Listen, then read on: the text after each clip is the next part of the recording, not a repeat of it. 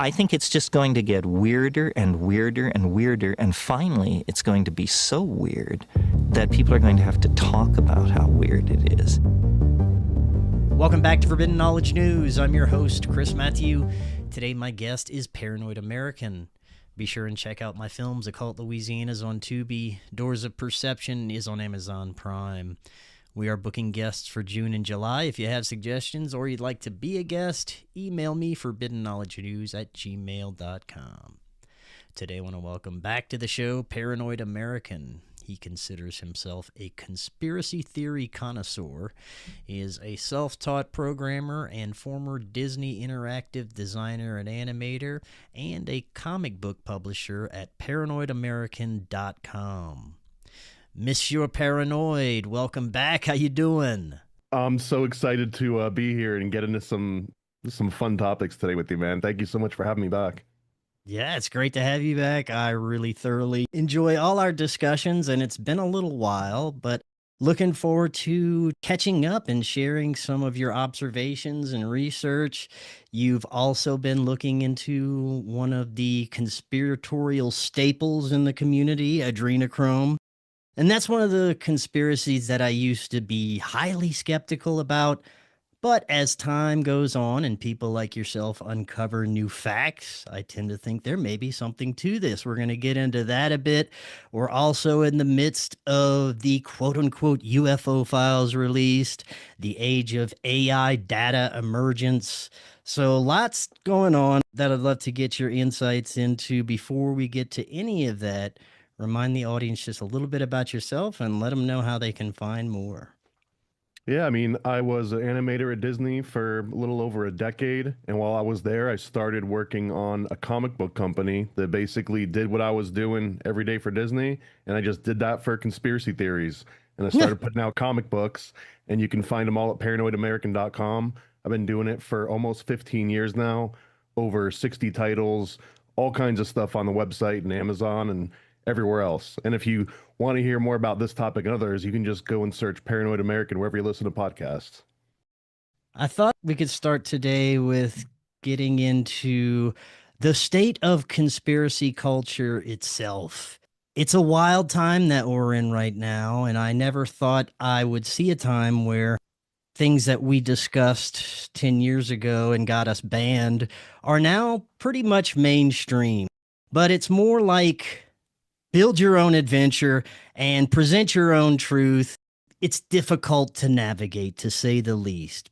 How are you seeing our current conspiracy truther community culture?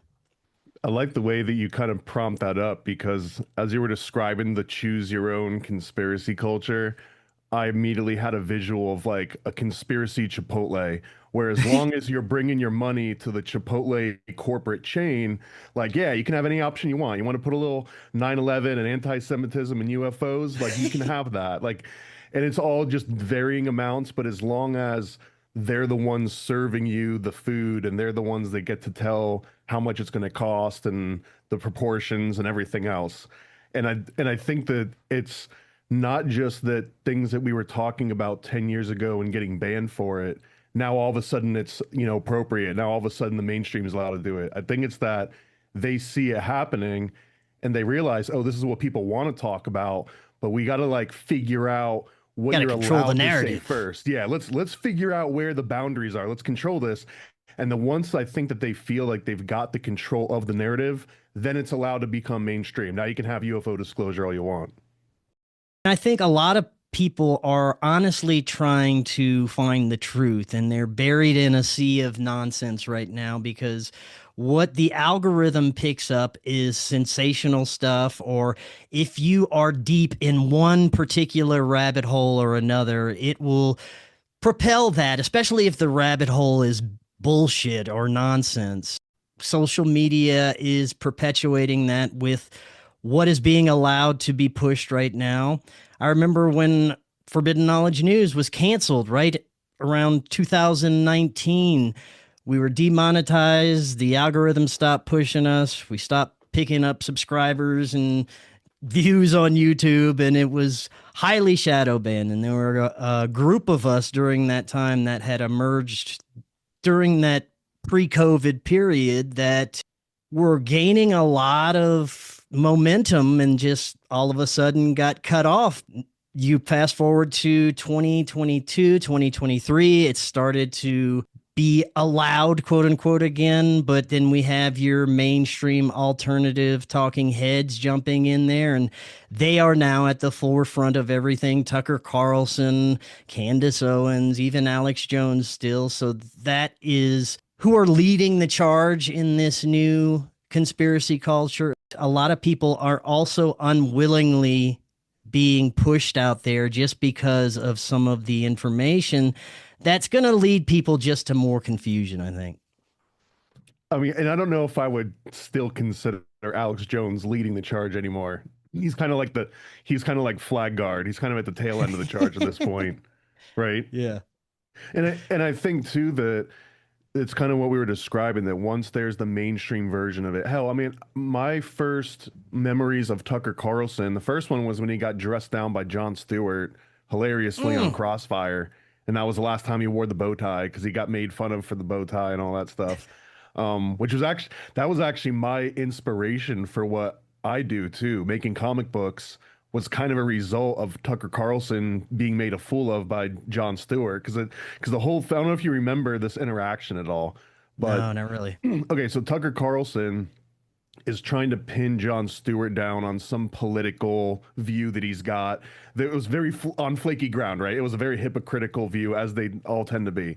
But Tucker Carlson's trying to pin him down. And finally, when he's got his gotcha question, it's kind of like, aha, well, aren't you being inconsistent? And Jon Stewart just looked at him. He was like, dude, the show that comes on after mine has puppets making prank phone calls. And it kind of like, and he was making that comparison, like, you're the news guy and I'm like a comedian, then South Park comes on after my show, like, why are you holding me to higher standards? You're not even following. Anyways, so that was, I think, the last time. And he was like, oh, cute bow tie, by the way. So he stops wearing the bow tie. And then the next big Tucker Carlson appearance was that he was playing Frontline for, I think it was Fox News at this point, right after 9/11, and he was calling people out on the air, like Jeremy Glick, where his dad died in 9/11, and he's calling people out that were questioning any sort of government involvement in 9/11 as literal blasphemy. He was basically equating it with like a lack of morality.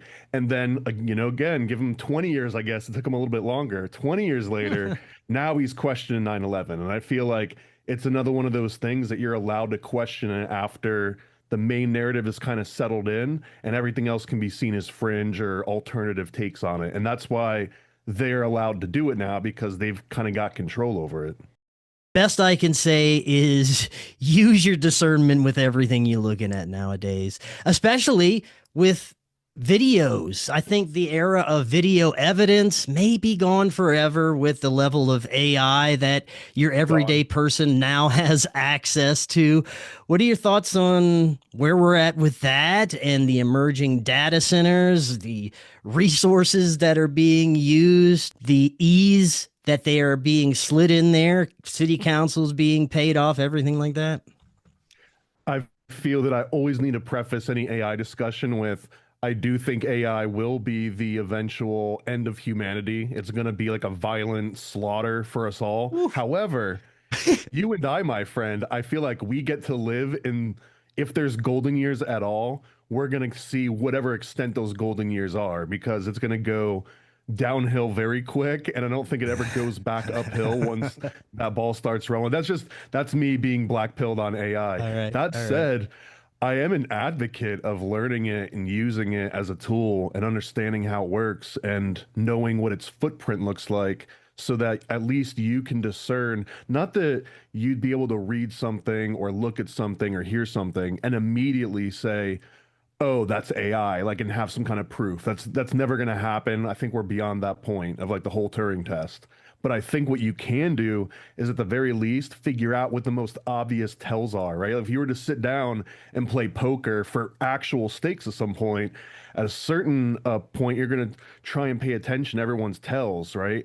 And if you got some really obvious tells then you're not going to maybe be able to bluff it all. But also, if you can't tell an obvious tell, then you're even crappier than they are, right? You don't even know that they just gave you a tell. So I see it almost as a way of, even if you hate poker, you might as well learn what people's tells are. You might as well learn what the basic rules are. What a full house, like, does a straight beat a full house? Like, you got to understand those type of dynamics. And when you apply it to AI, you kind of have to know, like, how does Grok look and sound? How does OpenAI's versions, ChatGPT's, what about Claude?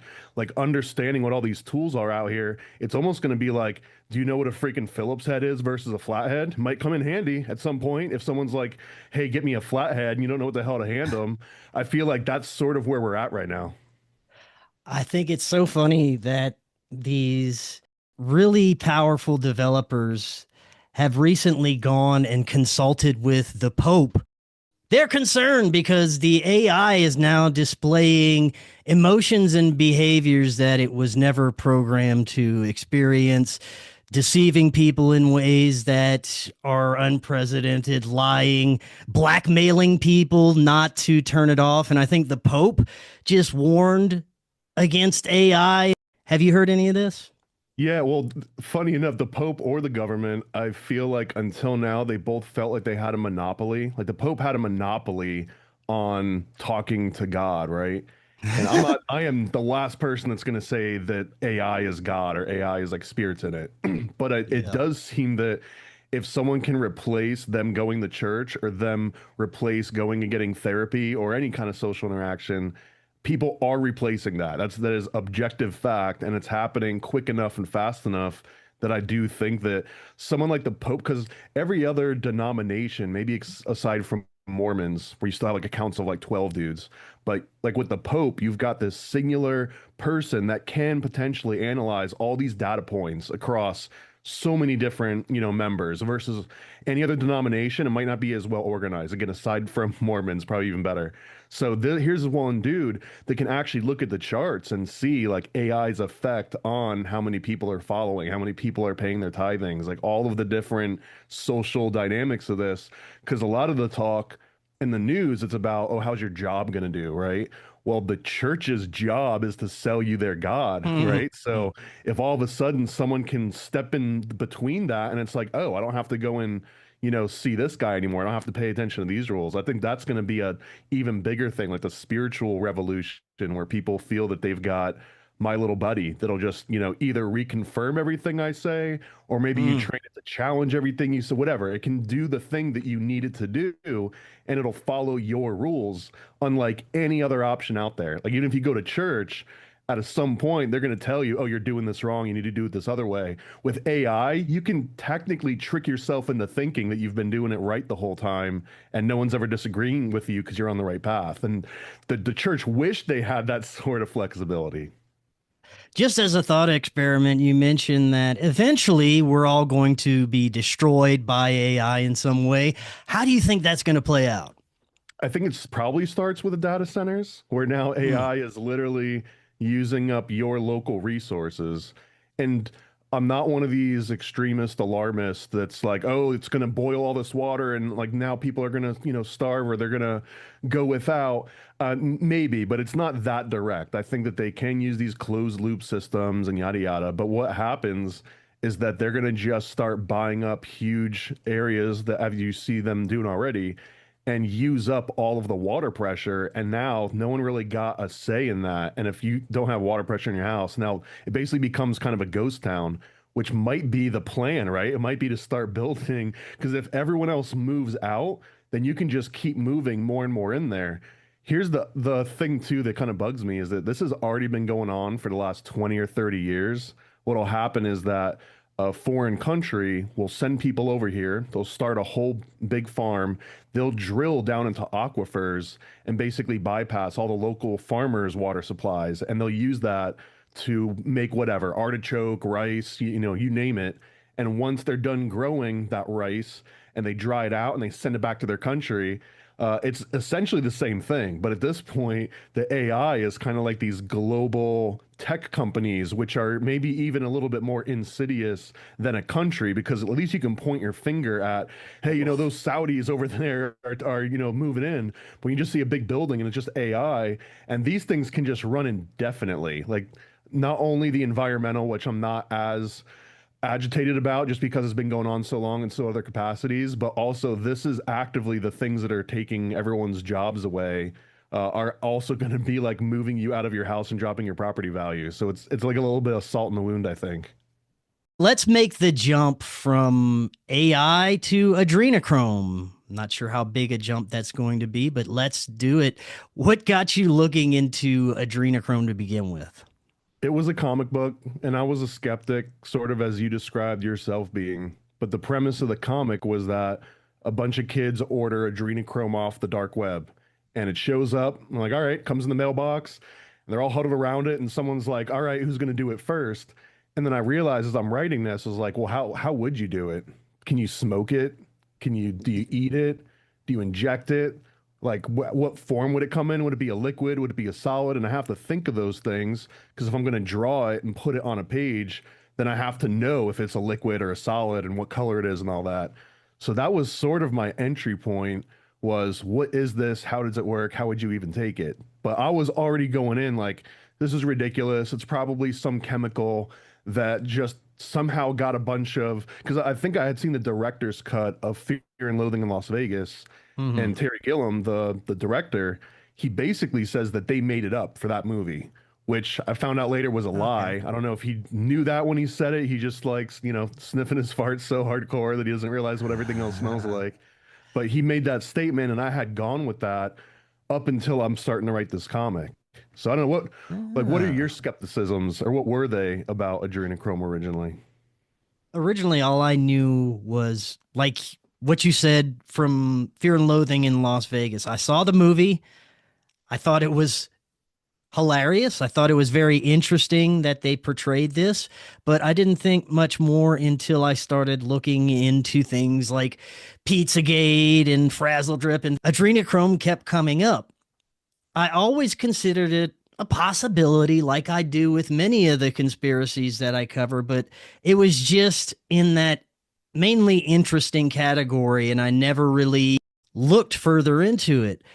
I heard yourself, and I'm not sure the name of the other person that I heard recently within the past few years that was bringing up some of the evidence that this may be a real thing, that very powerful people may be into using this for one reason or another, maybe longevity, maybe it extends their life in some way. So I am very open minded about it, and I love hearing these possibilities.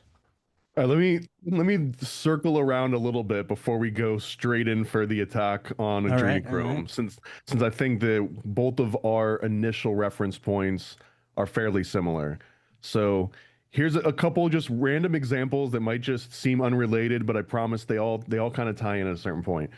So, for example, you've probably seen the rich kids, or rich politicians or celebrities that go out in safaris and they like hunt giraffe or they hunt elephant or Mm-hmm. whatever, because they've got that kind of expendable cash that they can go on a private safari and do this all stuff. Morality aside, it doesn't mean that every rich person is always going out and hunting elephants. It doesn't mean that every rich person's eventually going to do one. It doesn't mean that everyone that's ever killed an elephant is going to like keep killing elephants. And the point that I'm getting to is, for a lot of them, it's just like, oh yeah, I heard about this crazy thing. What? It's how much? Oh, 80 grand. Yeah, we can do that. I'll kill an elephant and see what that's like, just for the life experience. I got the money, the resources, the time. I've done everything. Why wouldn't I try this one thing? There's also a really weird French dish, I think, called ortofin bunting, where they basically cook like a live bird. Like, they deep fry a live baby bird, and you just put the entire thing in your mouth, beak, eyes, feet, everything all together at once, and you just kind of crunch through the bones. And you're supposed to put a napkin over the top of your head to hide your shame from God, because it's such a gluttonous and such like a self-indulgent practice, right?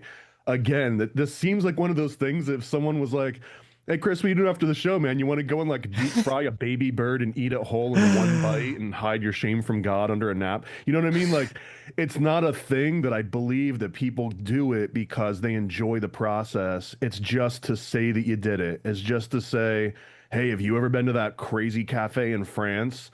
Where you eat the baby bird, and it's like, oh yeah, bro, Ugh. like everyone's got to do it one. Maybe the blue collar version of this would be to go to Mexico and see like a donkey show or something, right? Like, oh, I'm gonna go and say that I saw it. And then you see it, and you're like, oh my God, I wish I could erase that memory forever. What a horrible thing. But Yeah.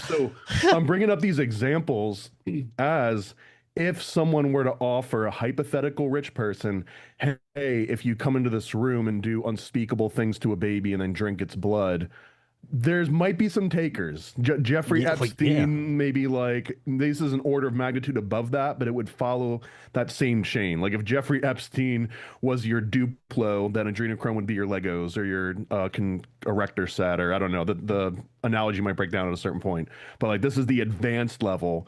So all that being said, I do believe there's enough evidence and just on my own personal beliefs that a rich person at some point was probably talked into doing the most horrific thing that you've ever heard on Pizzagate and Frazzle Drip and all of that. Rip off some girl's face and then drain her blood while she's screaming and drink the blood and feel like a god and live forever, whatever. I do believe someone believed that at some time and has done that at some point. I don't want to name any names because I don't have any kind of evidence. Right. But based on what I know of humans in general, and just doing research on people that have insurmountable amounts of power through financial, political, whatever, right? That they'll do that. They'll kill an elephant, they'll eat an orphan bunting, and they might rip off the face of a little girl off. I can't imagine some of the things that these people have been offered. You have the choice of doing this because it seems they get bored at a certain point. They've already done or experienced everything they can. They have unlimited money to experience whatever they want, and the choices are there. They're probably being offered this stuff left and right. And the amount of wealth and power and I guess impetus that anyone else in the world would have to get that politician or that celebrity eating a baby on camera, like you could use that to create generational wealth for your grandkids, right? If you got the right person and the right compromising situation. Hell, if someone came out and was like, here's video footage of Prescott Bush actually eating pieces of Geronimo's skull that they dug out of Fort Sill or whatever, right? Like if that were to surface, I don't know if it would like undo the fact that we have a Bush legacy, but it might push it back another 50 or 100 years. Because it's like, hey, isn't that guy where his great grandpa was like eating Indian skulls or whatever? So like there's certain types of exposure and blackmail you can get on people. Long story short is that there is definitely an incentive to put pressure people to do these crazy things, especially on camera, especially for blackmail purposes. Yeah. That being said, I think we agree then that it's not crazy if someone were to tell you, yeah, someone ate a baby to see if they, got a rush out of it. Okay, yeah, I mean the Mayans maybe did some stuff, the Aztecs maybe did some stuff, the ancient Greeks, the Romans, like they all kind of had their own little cults that went and did some pretty unspeakable things, and some of it was more normalized than even is today, like the whole pederasty thing. So, Oh, with Jesus. that being evidence that people were doing things like this all throughout history. Then you've got this another angle where originally it was almost tied to religious beliefs or Satanism, or I guess now in 2026, the common thing is like the new anti-Semitic blood libel angle, where it's the Jews are stealing Christian babies or whatever. Or you got to take virgin blood, or I don't know how familiar you are with that premise or not. I have not heard much about that. I'm sure we'll get into that. But let's back up and get to some of those first questions that you were asking about it. What is it? What are the effects? How is it actually made? And where does it come from? So let's start there. What the hell is it? It's a byproduct of adrenaline that's going through your system. So when you have a fight or flight response, or you have adrenaline go into your bloodstream for any reason, it essentially, once it's used or not used, it breaks down, it gets oxidized, And one of those byproducts of adrenaline oxidizing is adrenochrome. And then adrenochrome oxidizes itself. It breaks down a little bit further into adrenolutin and something else. And then at its final steps, there's something equivalent of like melanin. It turns into like a black pigment at a certain point. So that's what it is. It's a chemical that comes from adrenaline. So one of the first questions, what I don't ever hear anyone bring this part up, right? If adrenochrome just comes from adrenaline, why doesn't adrenaline have the same claims made against it with the Frazzle Drip Pizzagate angle, right? If it's Right. really just deriving with how much adrenaline you can produce, then who cares about the adrenochrome? Let's talk about the adrenaline. But that's not the case. It's the adrenochrome aspect. And here's the reason I believe is because and this is where I went from skeptic to like, okay, this is getting really weird now. When was it first mentioned? Around 1930s. You can go back and find some papers from Europe, I believe, in the late 1800s. But around the 1930s, adrenochrome starts to get its name, which literally means color of the adrenals, because they would discovered it by watching adrenaline, a clear liquid, spontaneously change into a bright red liquid. And that change was basically the adrenaline oxidizing. So as it oxidized and turned into the next step in its process of basically breaking down, they named that the color of the adrenals. Like, so Mm. adrenochrome, chrome meaning color, adreno meaning from the adrenals. So it was literally named after this weird phenomenon that a clear liquid turned into a red liquid when it touched the air, or silver iodide, or any other thing that like hastened that process. Now, when Right. I find these papers, I'm like, okay, that's actually kind of interesting. I'm starting to get somewhere. It was mostly done on rabbits. There's a lot of weird rabbit symbolism that comes up. That's because rabbits were used for all sorts of biological tests, right? Especially with early drugs and stuff, because they reproduce so easily. My eyes scanned to the bottom of one of these papers, and it says on it, this is a paper from 1930. It's like, thank you to the Scottish Rite 33rd degree Supreme Council, Northern Jurisdiction for No funding this shit. research, right?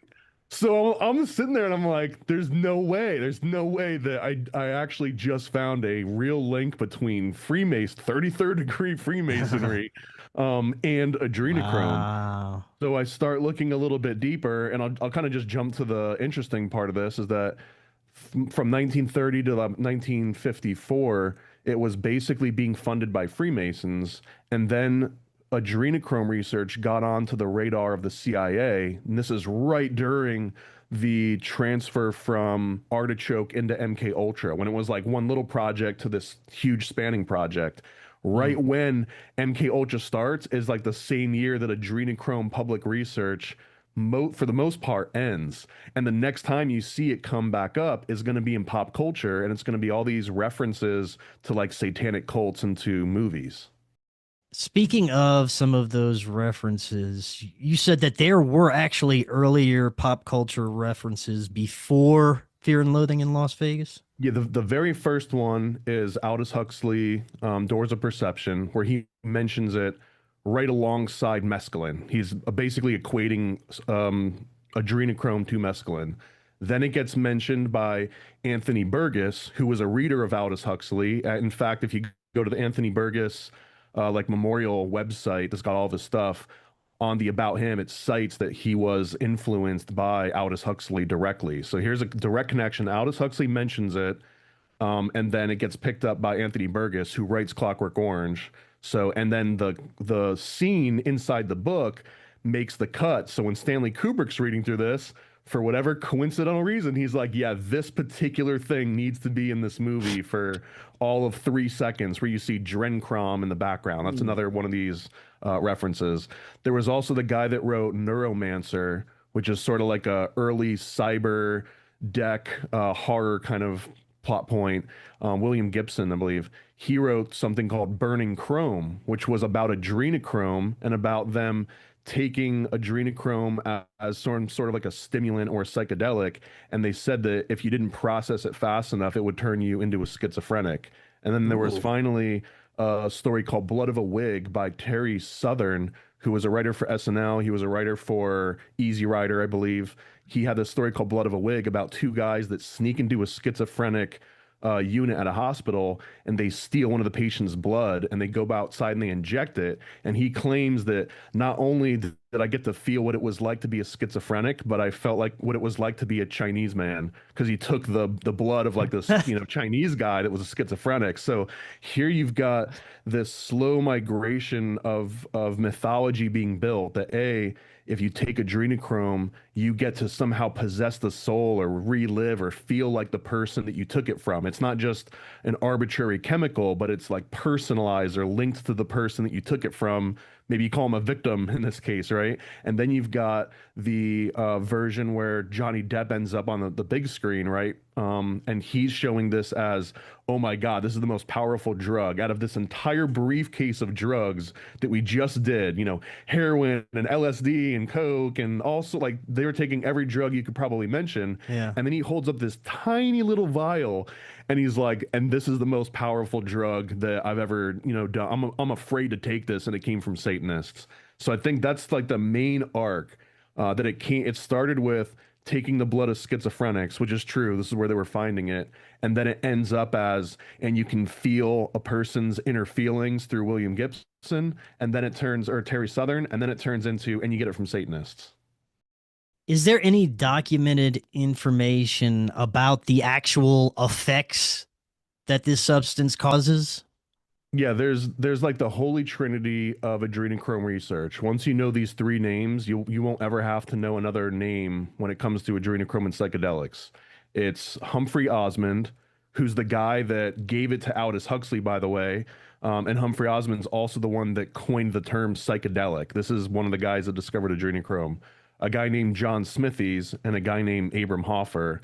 Abram Hoffer is also maybe not as well known for this, but when you go to the cereal aisle in the store, which you shouldn't go to because it's poison, but when you go to the cereal aisle and it all says fortified, niacin added, vitamin B6, iron added, all of that is from Dr. Abram Hoffer. It's called biomolecular something or other, and essentially all fortified cereals that have all those added nutrients and everything, that came directly from the work of Abram Hoffer, who also happens to be the main name in adrenochrome research also. So just a fun coincidence. It doesn't really tie into anything. So these three guys, they were analyzing the blood of schizophrenic patients, and they did find that schizophrenic patients had higher levels, like 10 to 40 times the level of adrenochrome in their blood as a normal non-schizophrenic person did. So lots of research entailed. A lot of that was funded by the 33rd degree Northern Jurisdiction Scottish Rite. And the hypothesis, they came out with a paper in 1954 that was called the adrenochrome hypothesis of schizophrenia. And they were saying that it had long been rumored there was a certain drug that could just find its way into your system, that the human body synthesized on its own, that could make you crazy, and that this would account for temporary hallucinations, people that had schizophrenia, people that had dementia, anything that would make somebody act weird, like brain-wise, like if you're mentally acting unwell. Then there was a theory, it's like a chemical. And if there was a chemical in your blood that was causing it, then maybe there's an antidote or a filter or something. Long story short, we can fix crazy. We can fix schizophrenia if we can just figure out how to deal with this thing. In my opinion, I don't think that it was adrenochrome specifically, but they found like a thing. It's almost like they found out what THC was, but they still don't know what CBD and CBG and what terpenes are, or any of these other things for like an entourage kind of effect. But they did see like, oh, crazy people have high levels of adrenochrome in their blood. The superficial is like, oh, adrenochrome's making them crazy. That's kind of the simplified premise, but I think it's way more complex than that, but it's on that same path. So it's essentially a psychedelic, you would say? The earliest word they had for it was a psychotomimetic, meaning it mimicked psychosis. It turned you into someone that had, so maybe less fun. Why would that be desirable? I don't understand. So this is early on, right? This is 1950s. They're throwing it, and again, Humphrey Osmond had not yet come up with the word psychedelic. So you had a short list of names you could kind of pick from, and they made up this psychotomimetic. but for whatever reason, I guess it doesn't roll off the tongue very well. So it goes from psychotomimetic to psychogenic, meaning that it can like generate, like like psychoses or Mm. like affect your mind in certain ways. And then hallucinogen also can sometimes be like a broader term. So the original phrasing of psychotomimetic, this will make you act psychotic, that kind of just doesn't get used because someone made it up and it didn't catch, and it ends up finding its way again in Aldous Huxley. He's like, yeah, whatever, psychotomimetic, like it's like mescaline, right? And I'm sure at some point Humphrey Osmond, who personally gave Aldous Huxley his first dose of mescaline, which is documented. I think that when they were having that discussion, he's telling him, oh, and by the way, there's this other thing called adrenochrome, kind of like this. And then Aldous Huxley's the one that brings this to the rest of the world. No one's reading these 1954 scientific papers about adrenochrome. Aldous Huxley is what popularizes that term. So I think that maybe he, in part, sort of mixed it in with cannabis and LSD and mescaline as if it were in the same category when it's kind of not. But I mean, for that time, they were all brand new. It was all novel. Am I correct in saying that animal adrenochrome can just be purchased online, maybe a medical supply company, something along those lines? Is human adrenochrome somehow different? Does it have different properties that are more desirable? I'm not big into supernatural stuff, so I would say no. I would say that if you can isolate adrenochrome from any animal, or more likely now, it would be derived from petrochemicals. They would have eventually take petroleum runoff from oil Hmm. process and then use that to create all of the different precursors that they would need to just create it in a lab. But to answer the first part of your question, yeah, you can go online in theory and buy adrenochrome. Well, guess who has tried to order adrenochrome from every single website that ever comes up when someone's like, "Hey, you can just order it here." I have tried to order. If someone sends me a new link, I will try and order it. Here's what usually happens is you Oh, reach out and they're like, "Okay, send me the credentials of whatever lab that you work with okay. and Yeah. whatever research project you're working on and all this." Even from China, even from Alibaba. Let's Okay. say that somehow I was able to order it from China, or I found a way to get it here in the States without questionable sources. The next problem is that all of that adrenochrome, if you look at the pictures of it, it's like a little vial of like red powder, sometimes like a little more brownish of a powder. That is a shelf stable version of this. This would almost be like telling you, oh yeah, you want some orange Hmm. juice, and then giving you like one of those candied oranges that's just like all Okay. gelatin and like 1% juice. Like here you go, here's oranges, make juice. Uh, So it's a shelf stable version called semi carbazochrome, where they basically take this highly unstable. Because remember, adrenochrome means that color that they saw as it went from a clear liquid into a pink liquid. Well, if you just sat there and kept watching it, it rapidly goes from pink to red to purple to black. Once it gets to purple and dark black, all of the psychedelic properties ascribed to it are gone. It basically becomes psychedelically inert, although it is used for other things like blood clotting and surgeries and stuff. However, all that stuff online that you see in powdered form, it is psychedelically inert. It does not have any sort of hmm. psychological effects to it. And this was documented thoroughly by Osmond, Smithies, and Hoffer in the 1950s because they were putting this research out. And to summarize their words and make it a little bit brief, they were like, anyone that was trying to discount their work or tell them that they hadn't found this new psychedelic, they were using this shelf stable version because no one was basically had the right finesse or the skills or the quality supply to work with such a highly unstable liquid that within minutes of being out in room temperature would deteriorate to the point of not having any effect anymore. So Hmm. as they were kind of patting themselves in the back, like we knew how to synthesize it, we had the right connect. That guy knew how to make the freshest adrenochrome, and we did it immediately. We didn't let it sit around on a shelf. They didn't need to make it shelf stable. So I think there's a huge difference between what you can order online and actually getting what you'd say aqueous, meaning it's still in a liquid form and it still has like a bright red, bright pink hue to it. How can we even connect this to the stories we hear about the elites using this in either ritualistic purposes or harvesting it directly from people to live forever. Some of the things you normally hear in conspiracy circles. How do we connect what we're just talking about? Because it sounds like it is something that can be got from anything and not just humans.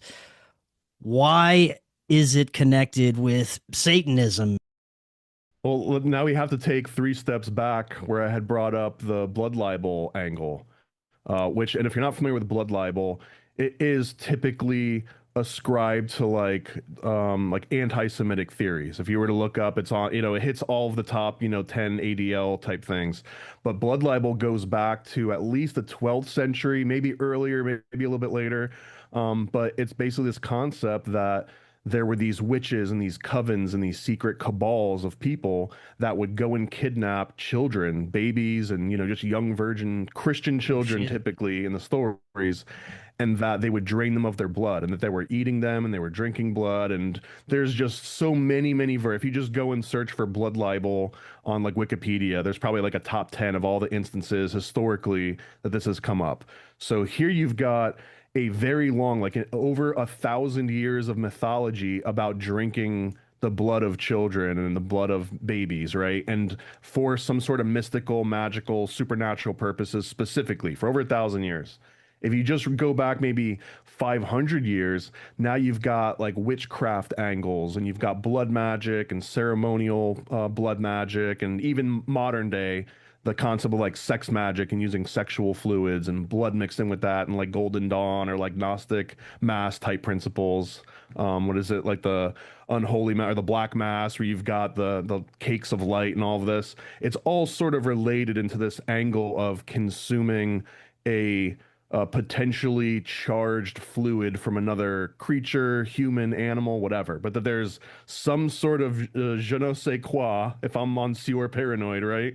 There's like a Is je it? ne sais quoi, like a unnamed thing that makes this special in some way. And here's the bridge to adrenochrome, where yes, adrenochrome does have evidence based on Osmond, Smithies, and Hoffer that it's psychotomimetic slash psychedelic. If you take it, you'll get fucked up. It's kind of the long story short of it. You can hallucinate off of it. So it is worthy to be called a psychedelic, and whatever your definition is.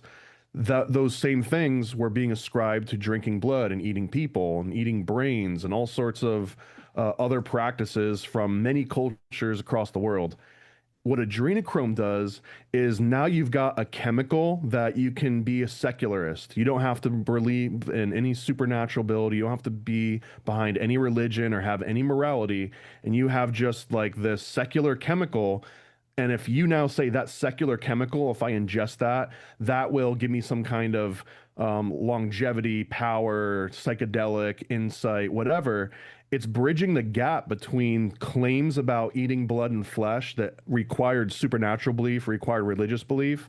Well, now you don't have to have supernatural or religious belief. You can start looking into adrenochrome, and it's like, wow, you really can literally torture, take the blood of a tortured person, ingest it, and feel a different effect than had you not tortured them. Now, I'm being very superficial, but those are the dots that are being connected. And I think that's where it gets all this. It's not just that it was written about by Hunter S. Thompson and Aldous Huxley, and it was made into like a tiny little background in a Kubrick movie. That's not what makes this such a pervasive mythology. It's the fact that it kind of acts as this secular vehicle to take 1,000 years of superstition and now make it so you can believe in science and believe in the superstition.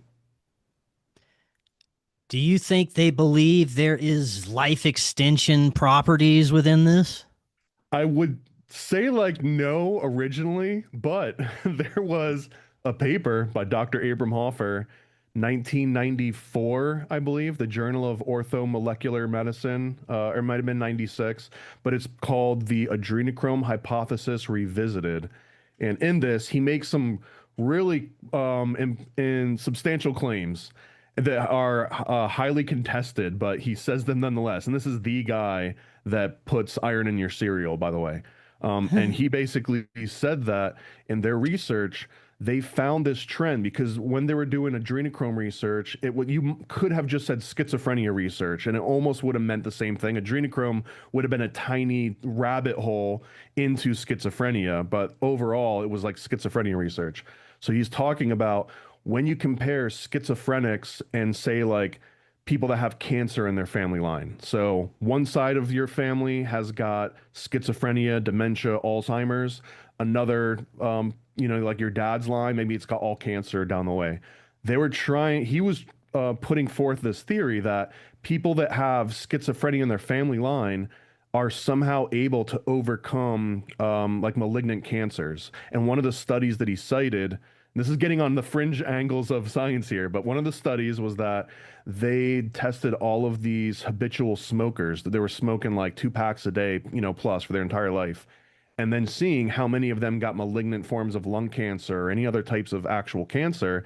And the people that had schizophrenia in their family line had far less. It was more than just a statistical anomaly. So the theory was that if you've got schizophrenia in your DNA, then you might somehow have a resistance towards not just cancer, but all sorts of other biological events. Again, this is 94. And another one that he cited was the bubonic plague. He was pushing that theory further and saying that a majority of the people that survived the bubonic plague did so because they had some kind of schizophrenia in their family line, some kind of dementia. And the scientific reason for this, if I can try and summarize it in my bumpkin tinfoil skull a little bit, but it's that the reason that they found high levels of adrenochrome in schizophrenic patients is because if you're going through an actual episode with schizophrenia, you are going into fight or flight, right? You're perceiving all sorts of dangers. You're perceiving that you need to move around and do things. So you're dumping adrenaline into your system nonstop, way more than a normal person would. If we're just sitting here, I don't just get an adrenaline dump randomly. Well, a schizophrenic might get those dumps. So what happens is that it forces the heart to process all this adrenaline. And if your heart can't keep up with that, you get a heart attack and you die. You get essentially all the toxins build up in your heart ceases to function, and there's no more you. If you're able to process it, then that means it's converting all that adrenaline into adrenochrome, which would result in higher adrenochrome levels in your blood. So the thing that he was getting at was that people that have schizophrenia are ultimately able to process adrenaline by their heart much faster than someone that doesn't have it in their family line. So if you got into like a adrenaline dump situation, or if you had to go through some crazy event like getting bubonic plague, then your body's ability to process adrenaline faster than other people's might actually be a trait that will help you survive. And then on a long enough timeline, we just got a bunch of schizophrenics running around all the time.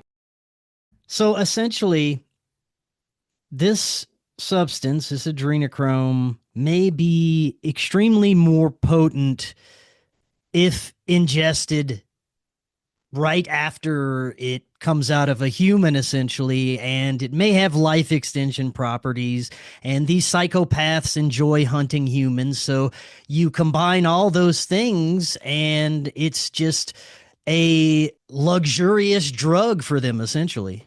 If you're making a vampire movie, that's kind of how all those dots connect, right? But just to put a hat on the hat of that adrenochrome hypothesis revisited, what he was basically saying is that it's not you that gets to live another 20 years, but it's that if you put schizophrenia into your family line, if you can bring yourself to the brink of going crazy and then keep bringing yourself back from that, I'd talk about like going to the gym. Maybe taking adrenochrome is like taking steroids while you're going to the gym, right?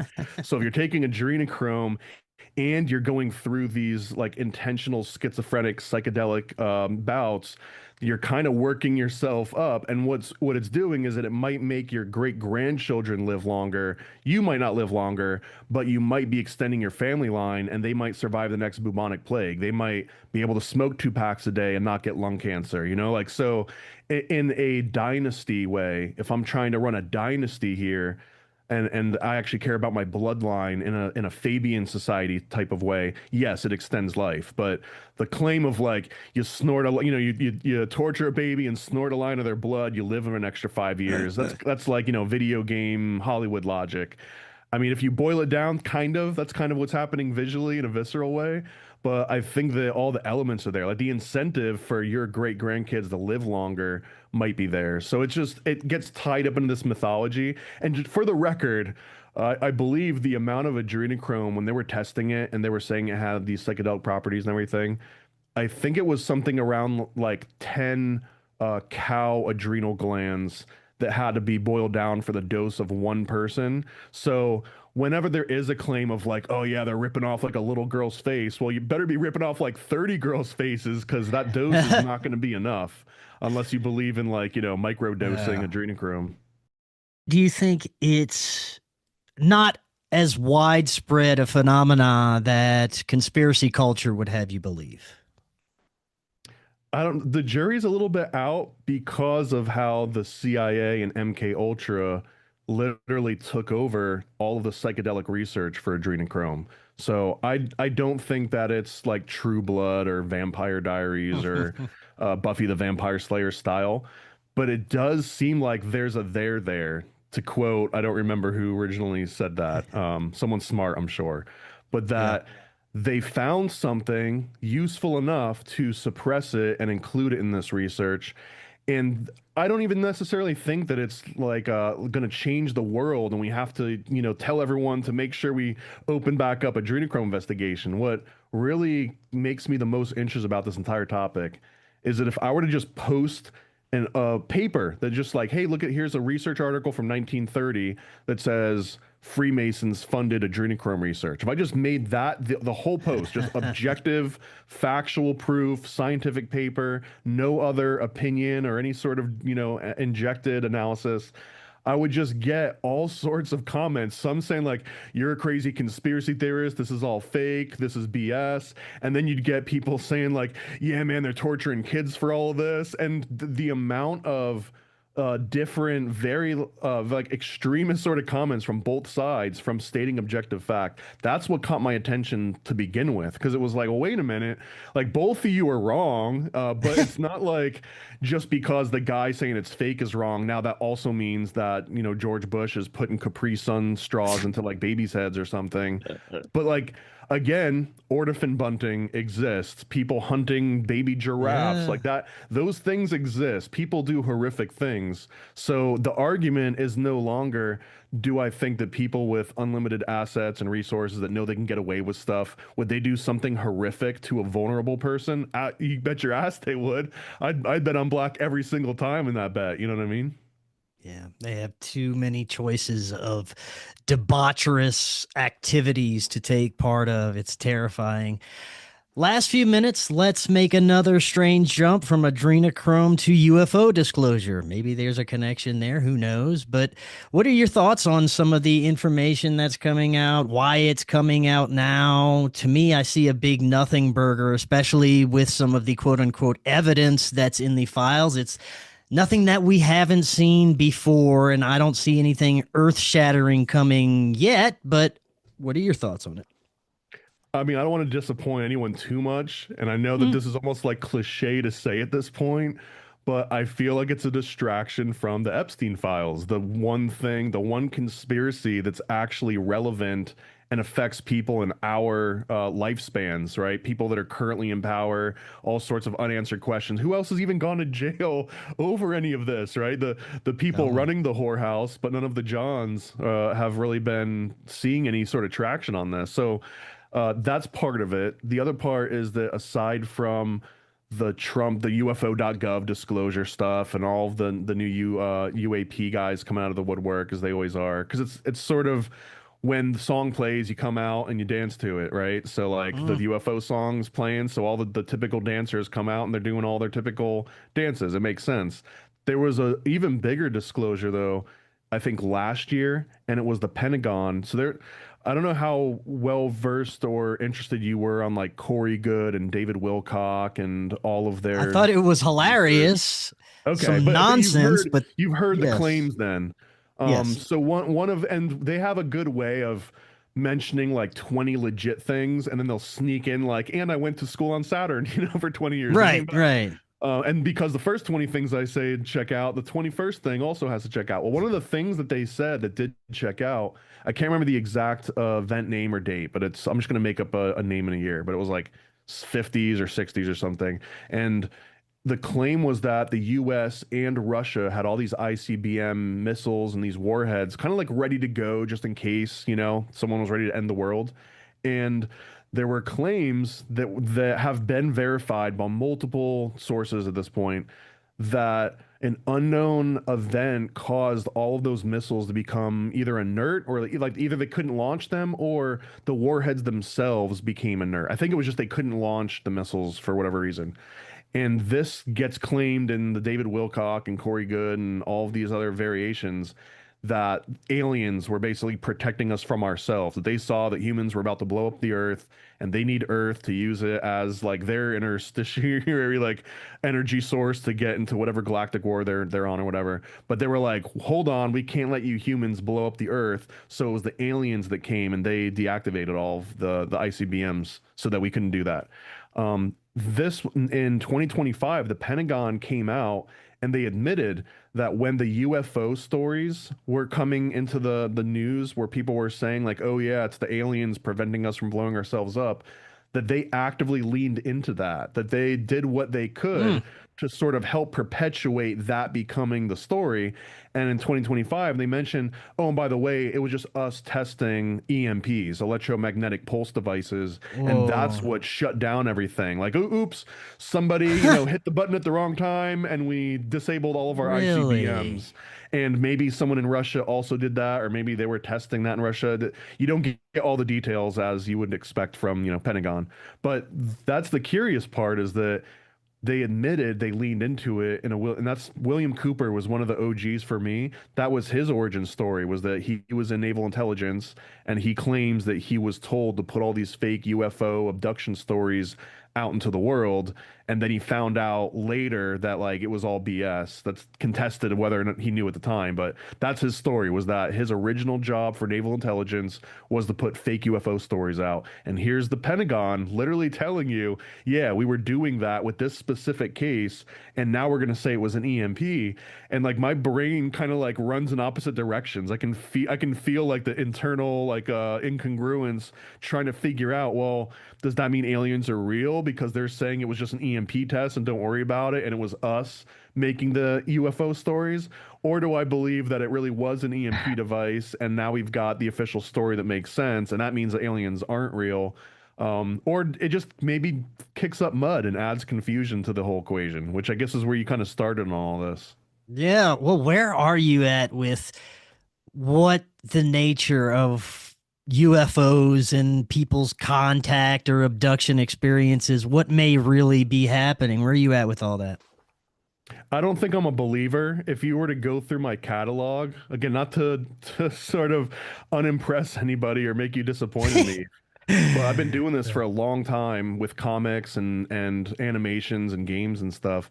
And the one conspiracy topic that or the one of the two that you won't really find in what I do, one of those is aliens and UFOs. I might lean into it at a certain point, but usually for me, it takes like a Gnostic angle. Like I'd rather play with the idea of Gnostics and sort of demiurges and angels and demons than I Right, would right, with right. UFOs and aliens. But I would also say like potato tomato a little bit, right? Or however the phrase goes. Yeah, it can all be interchangeable depending on how you're looking at it. We're in such interesting times, man, and thank you for coming back on. Before I let you go, is there anything that you are currently working on that you'd like to share with the audience? Yeah, I've got these paranoid pamphlets that I've been working on, which are kind of like old school Chick tracks. And if you know who that is, definitely look up Jack T. Chick, but he was one of the most prolific comic artists of all time. They're basically these little 3x5 index card sized comics that break down. I've got one on MK Ultra. I've got one on the Bavarian Illuminati, and I'm working on one on the Titanic, one on Bigfoot, one on the Satanic Panic, a whole bunch of them that I've planned on coming out. But the reason these things exist is for people to buy a big batch of them, and that you can enjoy it, but then you can also go and like leave it in a public area. If you're going on an airplane or something, like leave it out in the lobby. If you're going to a restaurant and leaving a considerable tip, throw it in there with that considerable tip or whatever, just to give them out to people. Because instead of saying like, hey dude, you know, Google MK Ultra to your normie friends or family members, here you can give them like a little thing that'll fit in their pocket. It's not a big bulky comic book that they're like, oh yeah, maybe I'll read this one day, and they never do. It'll actually get read, and it's the best way to convert a normie from like, I don't even know what that is, to now they're an expert on the Bavarian Illuminati. I love it, man. That's awesome. Thank you again, brother. This was fantastic. And until next time, everyone, have an excellent evening. We will talk again tomorrow. We'll see y'all then. Watch Doors of Perception, now on Amazon Prime. Are you and your family prepared for an emergency? Maybe the fake alien invasion? Now is the time to prepare yourself and your family for any event. Check out Prep Starts Now. Their mission is to provide high-quality preparedness products that empower individuals and families to be ready for any situation. They're committed to delivering reliable, trusted gear to ensure your safety, security, and peace of mind in times of need. Their product selection is carefully curated to provide you with the essential gear you need to stay prepared. From emergency kits to tactical tools, every item is chosen for its reliability and practicality. Prep Starts Now understands the importance of family, and their goal is to equip you with everything you need to build a solid plan for your family's preparedness. In today's ever-changing world, being prepared is more important than ever, and Prep Starts Now is here to help you and your family stay ready with quality products and practical guidance. Use the link in the description and get 15% off your order. We live in an incredible age of information. More and more, we're discovering that we've been lied to and misled about much of our human history. Cory Hughes is providing profound revelations about World War I, World War II, the JFK assassination, Martin Luther King's assassination, and much, much more on his new Substack, Bloody History. Subscribe now for as little as $5 monthly. Just click that link right in the description to get started now and learn about our true history. Hello, friends. If you're looking to start your therapeutic microdosing journey, but don't know where to start, especially when looking for the highest quality ingredients, including nootropics, and what you'd expect from a true microdose capsule, check out our friends at Brainsupreme. They offer the absolute highest quality ingredients so you can start your microdosing journey knowing that you're getting top-notch ingredients. To find out more, visit their website using that link right in the description, and you can get 15% off your entire order.